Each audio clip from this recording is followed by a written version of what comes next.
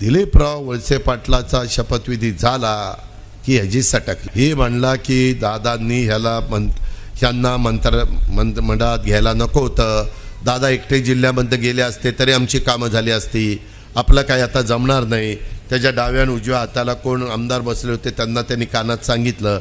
मला घरी आल्या आल्या आमदारांनी सांगितलं असं असं अशोक म्हणत होता. आणि नंतर तो तिकडे गेला. त्याला दाखवले गाजर. त्याला साहेबांनी सांगितलं पुढच्या वेळेस तूच मंत्री.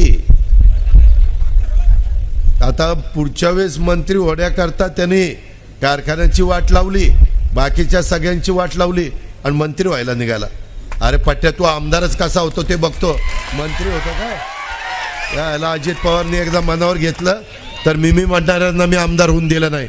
आता मी पण चॅलेंज देतो, तो आमदारच कसा होतो त्याही पद्धतीने बघतो. मी पण लोकांना सांगेन की याची खरी अवकात काय.